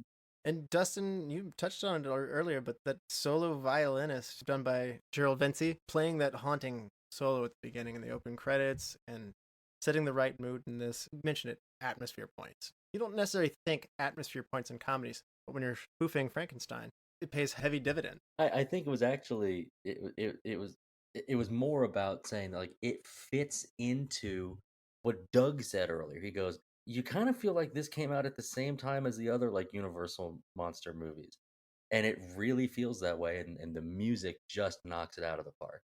I'm not saying I'm going to download the soundtrack and listen to it, but for its theming and atmosphere, it's a knockout. Funnily enough, I actually do have a song from this soundtrack in one of my playlists, because if I'm listening to, or if I'm reading books, I like to listen to like instrumental music. So I have like a true crime reading playlist as like dark music, and I have Transylvania Lullaby. That's like the theme song from this movie, like that violin that plays at the start. I was hoping you were going to say Putting on the Ritz. I knew it wasn't. I mean, maybe I'll put that in the playlist. Yeah. Hit the treadmill. I did not know that they had to use Irving Berlin's revised lyrics from 1946. Apparently, if you go back and look it up, and I'm not reading them on here, the original lyrics are quite insensitive and are blatantly racist. So, did not know that. Yeah, so good move on not using those words. Isn't it crazy when the things that you think aren't racist, and then you go back and you watch them? Like, remember, I was going back on Disney Plus and I saw that Peter Pan, like the original, was on there, and it had like a racist warning. And I was like, that's not that bad. And then there's a whole song towards the end about why is the red man red? And I'm like, that is one of the worst sentences I've ever heard. And they put a song, they wrote a song about it. Yeah, don't look into what the lyrics to the ice cream truck song are. Oh, yeah. I didn't know that had lyrics. I will... Don't look into it, Russell. But you told me not to, so I have to now. It's just like a smell courtesy. Like if you say the smell's really bad, I have to help you. I'm not going to read it on the show, but I shouldn't have said it. Why don't we hand out some awards here? Doug, MVP of Young Frankenstein, because we pretty much said we love everybody. I mean, it's so hard to go against saying like Gene Wilder as the writer and star of the movie, but it's hard to not give it to my boy Marty Feldman for maybe the performance of a lifetime. Like, it's so sad that he doesn't have a lot more movies and like a whole lifetime's worth of work like Mel Brooks, because I think he's one of the funniest people who's ever existed. So I'm going to say Marty Feldman. Also, he inspired Walk This Way by Aerosmith. That came from Young Frankenstein. Wow. So yeah, from the Walk This Way, which, you know, Mel said he was going to cut it. It was just too silly. And which I don't know why Mel Brooks would ever say it's too silly. But Gene wanted it in there, and they tested it out, and it killed on the test screenings. So I mean, Oh, yeah. it was there to stay for sure, and I Stuck love with it. Steven Tyler. So All right, Dustin, MVP. Of all the options, I also went with Marty Feldman. He makes the tone, the comedic tone. It's so nice to get back to him. And then they do switch hats like we were talking about earlier. He's a delight to see on screen. His delivery is great. It's weird. I was like, is best supporting good for him? I'm not. I think he's just the best MVP. He had the scene that they had to recut the most because he kept making people laugh, and that's when Madeline Kahn has a fur scarf on, and he's like, yeah, you take the blonde, I'll take the Toyman. And like why he says it like that, that was like improv there, but then he would bite the and bite her scarf. And every time he did it hard enough there was like white fur that would be stuck in his mouth, and everybody would just like crack up because he was like biting the scarf, and there was a significant amount of hair that he had pulled off. Yeah. So they had to shoot it like 12 times. So in my MVP, I do have to do what Doug said. I have to go with Gene Wilder. The guy wrote it. I mean, it wouldn't exist without him. He's also the leading actor in it. He is running on 11 the whole time. He takes this big persona, and it's so funny. And I love him in here, and I know some people may not always like it when you are jackhammer and you keep going big, but it works for me here. I really like it. I think it's exhausting sometimes if someone's like always 100%, but there's something about the fact that he's 110% the whole time, where it's like just that he's like so over the top. It's like it doesn't feel like too much because he's just always been over the top. Gene Wilder in this movie. Isn't it amazing that we come to like this character, but he's inherently really unlikable? Like, he kicks a guy in the balls, like, in front of his students. Like, he's very unfeeling. And then like he screams at a student for bringing up, like, his last name. Like, hey, that's Yeah. kind of close to that other famous doctor guy in our world. He cheats on his wife. He lies constantly. Like, I mean, he's really not, like, nice. He follows this research that ought not be tampered with.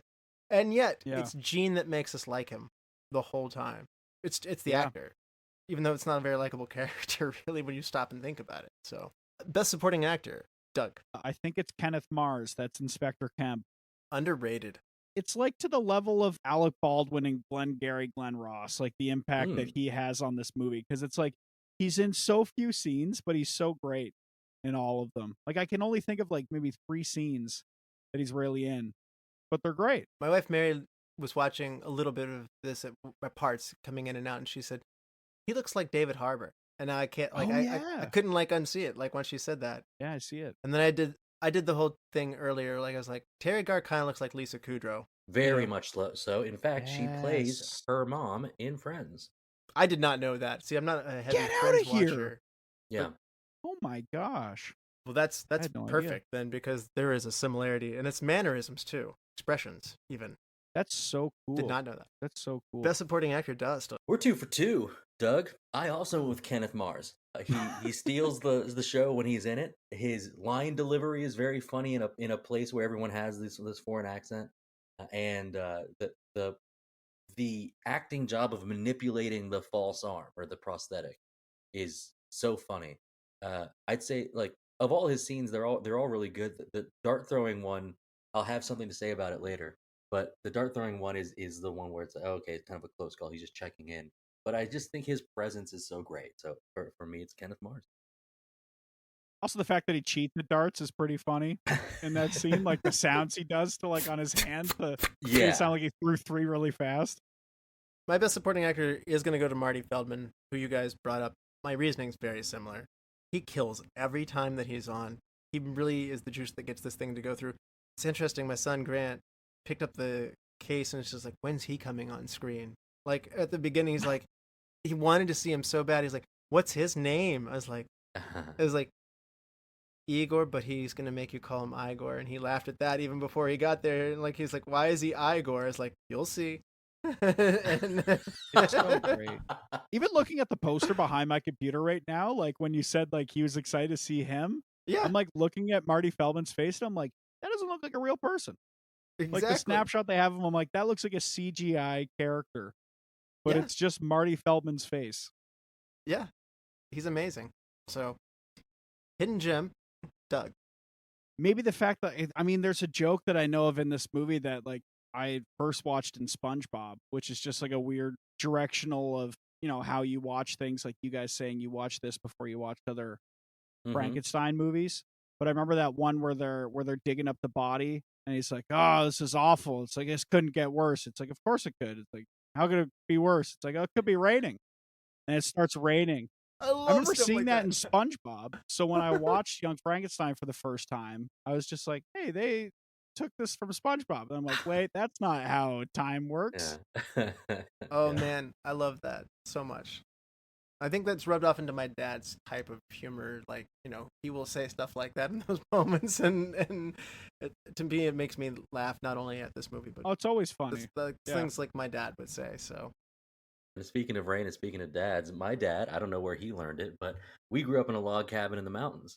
So one of his jokes is if it was storming outside, raining, it would, hit the metal roof and we'd know it was storming and raining easily. His joke, his thing to do was he would open the front door and then we'd hear the downpour and you'd go, huh, looks like rain, and close the door.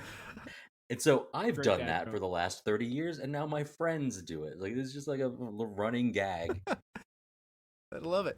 Dustin, hidden gem. As we know from the Runaway Bride episode, where my hidden gem was hardware honey goes nuts and bolts. I love in comedies when they do like a printed joke.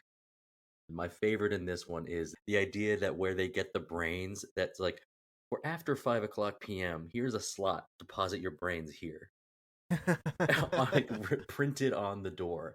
I just think that's so funny because there's not that many other printed jokes in the movie. When they do the show, the Putting on the Ritz show, I was expecting there to be something really funny written in there. There's nothing, and the coffin just says Baron von Frankenstein. It doesn't say anything else. Like, and I'm thinking to myself, huh, is Mel Brooks like being restrained here with this? And then you see the big door that says, after 5:00 p.m., please drop the brains in the slot. It's so fun. I think we've talked a lot about Ken Strickfaden's equipment being brought back, but he actually built new stuff in here. So my hidden gem is all these sets. Mel Brooks talked about moments where he would, between cuts, look around himself and feel like a child. Again, watching Frankenstein. And Gene also said, I was terrified of Frankenstein as a kid, and it really made a big impact on me. And so to watch Ken build these sets, it was a sturdy set. It felt like a castle. And like these sets really were impressive to be in. They were very tall, they were big, and they were ambitious. You didn't have to do that here, and they did it. And I love that they did. I love that it's going to be the sets. Recast. If you had to recast somebody and put somebody else in their place, this is going to be tough for this movie. I know it's going to be hard for you, Doug. Who would it be? You know what? I want to put Mel in there. I want Mel to have a legitimate role in there. I want Mel to be the guy that comes and gives the will to Victor. That would be so and good. I want there to be, Makes sense. I want there to be like just a bit of dialogue, because I know there's that deleted scene where they talk more, and it's sad that I think that was that guy's last movie, and he kind of gets cut out other than standing in the back of the room. But Yeah, he like doesn't a do quick much. little Mel, like a 90-second thing would have been great if it was Mel that was the one that was dropping that. That would be great. I was kind of thinking the belligerent guy in class is where you're going with that, but I mean, like the guy kept asking, like, is it true your grandfather's Dr. Frankenstein? Yeah. Yeah, that guy's voice is the worst. I would have yelled at him He if I was a sucks. teacher if he asked me anything. He was awful. I would say, hey, do you mind putting this on your neck and standing in the front of the class? I think I could use you a demonstration here real quick. So, Dustin, how about you? Recast.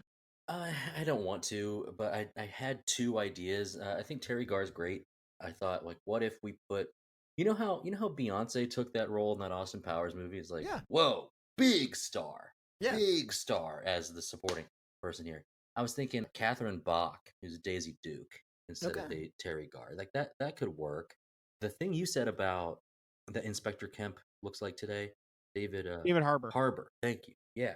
I think he does look like him. I also think he looks like Matt Berry, and I think Matt Berry would have the right humor to do that really well, as well. So that if this were redone, which they redo everything, but Yeah. if it was, I think Matt Berry would be an excellent Inspector. My recast is going to be the medical volunteer at the front of the class. I want somebody who's physically gifted to come in there. I thought Peter Sellers would be a fun volunteer, Mr. Pink Panther himself. So That'd be a fun cameo too. It would Putting be. in like a big star into like a really quick thing at the start. Just to get hit in the nuts. Yeah. Best shot, which we mentioned, there's some good ones in here. Doug. I think honestly that first one that starts as like, a shot of the castle from so far away, but it's like a slow zoom in over time. When I'm watching this movie, I make a point to not look at the screen when the dead body's on the screen, because to me, I'm like, I'll have bad dreams if I see the dead body. So I always look away, but that's one of my favorite shots of that movie. It's when it's like slow panning in and goes through the window towards the casket. The opening sequence is good, and it picks up on the underside of that bridge and then turns to the door too, with the rain on the street and the way that that's lit. All of that. That's mine too, by the way. You nailed it. Like, this movie sets you in, like, you think you're about to watch a horror movie. And then the funny stuff hasn't and set then he in starts yet. like fighting with the dead body to grab the thing from Yes. it, and you're like, oh, okay, wait a minute. This is different. Dustin, how about you? What was your best shot?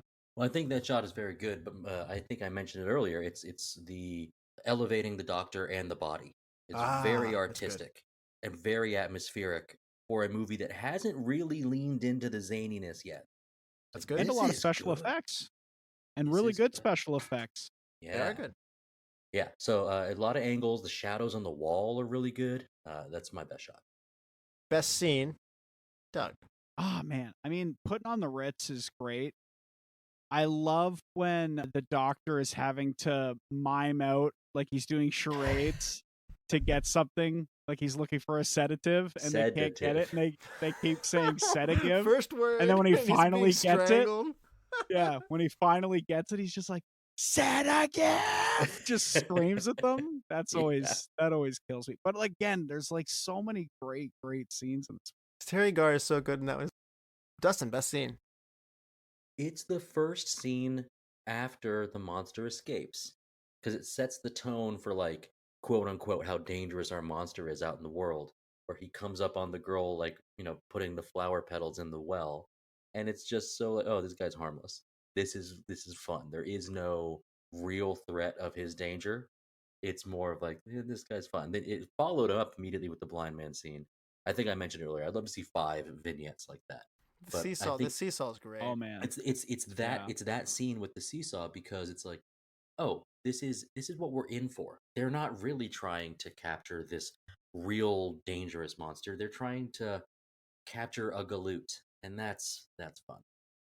and it's like, again, it's tangential from the movie where like you're expecting him to kill the little girl. Yeah, The way it's framed, right? He's standing and he's smiling, and you're expecting something nefarious. Like, I'm sure what happened in Frankenstein. I think he kills someone, right, when he escapes. But yeah. like, it's just like the most harmless thing, and it's that, like, going against like what you expect to happen that makes this movie so good. You wouldn't even hurt a fly. Right. Little girls are like the human equivalent of a fly. Yeah, there you You're go. like, oh, I wouldn't hurt a little girl. Like, oh yeah. My best scene has to be when Elizabeth, played by Madeline Kahn, arrives. And now we have another person in this crazy mix, and he's covering up his infidelity. This is all really funny. And it sets up what is a happy, funny ending, too, where the monster ends up getting her as the bride of Frankenstein at the end. He's like reading a newspaper. They make him smarter. I love the way that this movie ends up ending with, like, Doctor, if you gave all of your intelligence to the monster, what did he give you? And, he's massively endowed now. He just looks at his eyes as he zooms out. So yeah, they zoom in on the eyes the same way that they zoomed in on the eyes in the Dracula movie. Yeah, very fun. Very funny. And then, so when she comes, the zaniness there, Marty Feldman hitting on her, everything's going awry, and it's very fun. Best wardrobe or makeup moment, Doug. Wardrobe has to be that Elizabeth, when she shows up and she's wearing that thing that Marty has in the bloopers that in his mouth, like the faux thing. I think that's probably my favorite. Other than, like, obviously the suits and putting on the Ritz. Like, that's my background on my computer, is them in their suits. wow. Like, I love how much you tipping love their this hats. movie. That's one of my favorite. That's why I reached out. I was so excited you guys hadn't done this. I wish every guest loved the movie this much. All right, Dustin, how about you? Best wardrobe or makeup moment. I was going to go with Igor's rain slicker and hat. But then I think the best wardrobe moment is after the dart scene with Inspector Kemp. He goes out to the car, and his driver has a dart stuck in the side of his helmet. And the tires are flat too. Well, here's the thing, Russell. I think that the tires being flat kind of steps on the silent joke of him having a dart in his helmet. He doesn't say anything about it. They don't do anything about it. They don't even bring it up. It just is there. I think the tire being flat is like it kind of steps on that joke a little bit. I didn't remember that joke. So when he walks out and you see the dart sticking on it, it's so good. That was a laugh out loud moment for me. Well, I'm going to say the hump that moves from side to side that Marty Feldman did. That sets up the line of, wow, that's Marty being funny, impromptu, and messing with the production team. So I love it. That's mine. Change one thing. It's going to be hard, Doug. Find one thing and change it. Honestly, I would go with just a bit more exposition, because I think it is like a bit jarring in its current state, because it is like it moves really, really fast. And if you're not like caught on, it could be a bit of a whirlwind. So maybe I would want a bit of exposition, like just a funny little thing between the guy who drops off the will and Victor. There's a cutscene of that exactly. I think they just wanted to get you to the Transylvania station quickly. That was the first scene that Gene wrote. That, like, you know, he typed out 4 pages and said, like, this is an idea I've got. That's what it all started from. So they want to get you there fast. All right, Dustin, change one thing. This might seem rough to say, but I would vote to like remove the asides to the audience, like the little looks. No, I do like them, but sometimes it makes me feel like it's cheap. And Mel Brooks would make a funny joke and saying like, "Hey, you're making fun of my movie being cheap," but like, I don't know. It's not that I dislike it. It's just that I don't think I would have it.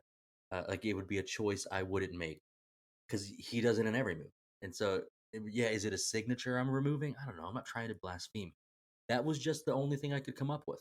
Doug got mine earlier. He's reading minds well. On this one, I said put Mel Brooks in this movie. Doesn't have to be a big part. I just need him in this movie because he's always funny. And it's what Mel Brooks does. Yeah. Also, I like the asides to the camera, and I think it adds a lot to the levels of humor we talked about in terms of like the different people who are being appealed to in this movie. Like it really does like hit on so many different genres among humor, like slapstick. There's like this weird genre bending, fourth wall moments. Like I like how it has something for everyone. Yeah, this would fall into the similar to the recast where I wouldn't do it, but if I had. Yeah. Right. Honestly, I don't want to mess with it, but I like Madeline Kahn's character so much. She's gone for a huge chunk of the movie. If we could just somehow see a little more Madeline Kahn, check in on her, like write like a letter from Frankenstein to her and have her read it or vice versa or something like that. I don't know. She's very, very funny and getting more of her in this movie. More of her would be funny. Why does she show up? Just to check on Victor. Yeah, I mean, she's been out of the loop for a while. Well, I mean, thank God that happens, right? Yeah. Like just to check, like the cross-country trip. I guess you do learn that like her family's very rich. She's got the money to do it. But yeah, that's kind of an issue with these old-time monster movies is if you're far away from New York, or if you're far away from the American city, what's the point? Like, how do you get to like there back and forth? I mean, I remember telling Matt Koning on our Dracula episode, like, Dracula doesn't have anything to do in this movie. Why is he even in London at all? And that, like, I actually rated that movie lower than I expected. So that's an issue that all monster movies like this, where you have to go all the way over there, you got to make it make sense a little bit. It could be a massive dip or a problem, and I think they really handle it with a plumb. Gonna be hard for a movie that you love, but what is your best quote, Doug? You know, because I think it's like so out of nowhere. The one I love the most is when Marty Feldman, when they're having dinner, he's just like, "Oh, it reminds me of something my father used to say to me." And they're like, "Yes, what's that?" And he's like, "Get out of the bathroom! Someone else needs a chance in there." Whatever scream, it's just like so weirdly just out of nowhere and just off in the distance, and it just, oh man, I just love him so much.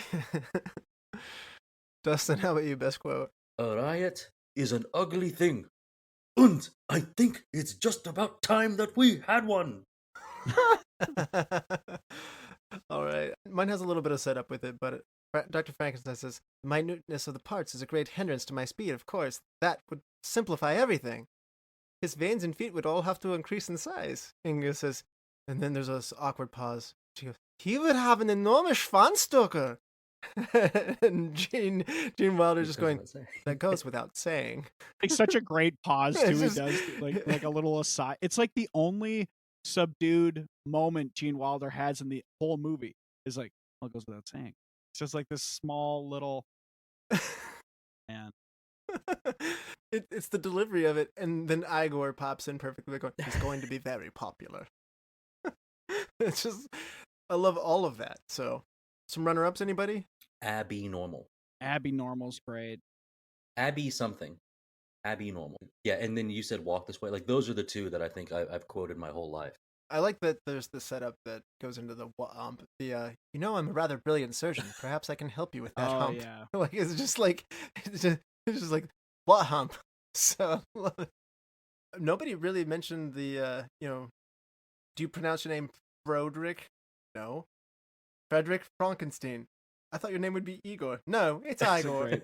Well, they I were was told wrong then, Igor. weren't Well, you they? well, they were So wrong. good. So good with the delivery. You could tell that was the first scene he wrote then. If you say that like he wanted to get to Transylvania the fastest, Yeah. like, oh yeah, that makes sense. That's the first like I don't know. There's like really fun scenes too, but like that's the first like truly great scene in that movie. I love that moment so much. Yeah, it picks up for sure there. I love the werewolf. It's like, werewolf? There. Werewolf? Their castle. Why are you talking that way? I don't know. I thought you wanted to. No, I don't want Assert to. yourself, why. I'm easy. It's just, Yeah, I'm easy. Yeah, werewolf, werewolf. This is not retro book roundtable. Brian isn't here, but I think it's one of those little facts. I'm so glad it's an homage to the original Frankenstein movie and not the 1818 book, because there is no Igor in the book. There's no lab. There is no assistant. It's like this. he doesn't even come into the third movie that we were Yeah, talking so about. just, I think maybe he's not like the so book as much, to be necessary. honest. It's much more isolating. So it's almost Yeah. creepy when he like creates the monster because it's like he's been alone for so long. The modern Prometheus. Yeah, weird. Yeah. And I love the, put the candle back. That is funny. Oh, and yeah. she says it back too. Yeah. I mean, what knockers? Yeah. Great line. Maybe the only boob joke in the movie. Proud And of you, kudos for Mel. not doing more, right? Kudos for not really leaning too hard into the sex appeal that hard. Before we give our ratings and reviews here, Doug, please remind the audience one more time where we can find out about your comedic efforts. Well, you could check out my album, Let Himself Go, wherever you get albums. If you wanted to buy it, if you like me, that's cool. On Bandcamp, I get the most money from that. That's sick. I also have a podcast available wherever you get podcasts called Best Worst Friends. And that's mainly all I want you to do. If you happen to live in the East Coast, I'm touring out there this April and June, like in East Coast and Canada. Sorry, the States. Right. Well, Doug is funny. Definitely check him out. As for this funny movie, Doug, what are you going to rate this movie on 5-star scale? Half-star interval? I'm going to have to give it 5 stars. I'm such a fanboy, but like I can't lie. Like I said, I'm wearing the shirt. I'm looking at the poster. There's a book behind me. I love this movie so much. One of the things I feel the worst about in my life is I used to watch this movie every night for years and years and years. And I missed one night when I was away from home, and that's the day Gene Wilder died. And part of me felt kind of guilty for the death of Gene Wilder. I was like, I've been watching this movie nonstop for like 2.5 years. But yeah, 5 stars. I love it so much. One of the greatest movies of all time. But I won't pitch it to people like that so that they give it a fair shot. I just say it's okay, and I like it a lot. Yeah, it's all right.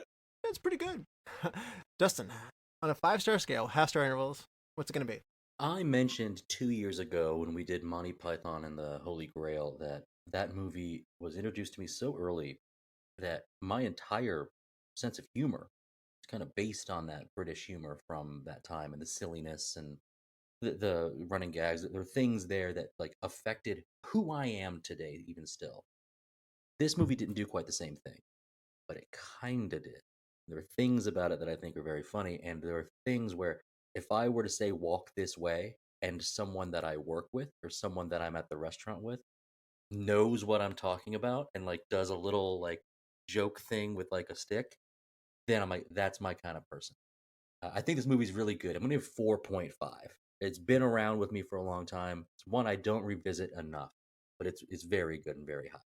All right. And I'm going to join you, Doug, in the 5-star club. Heck This yeah. is great for me. This is top 10 films for me. I love this movie, and I sometimes struggle with whether I like this or Blazing Saddles for my number one Mel Brooks movie. We covered Blazing Saddles, and this is my favorite Mel Brooks movie.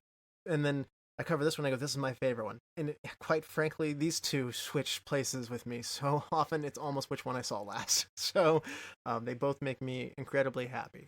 There's nothing I'd rather watch at Halloween time. Dustin, do you want to help me pick a movie for next time? Well, hey, going from spooky comedies, let's just go to spooky spookiness. I've got 3 options for you from 2007. Option number 1, Halloween. After being committed for 15 years, Michael Myers, now a grown man and still very dangerous, escapes from the mental institution and immediately returns to Haddonfield to find his baby sister Laurie. Option number 2 from 1995, Halloween, The Curse of Michael Myers.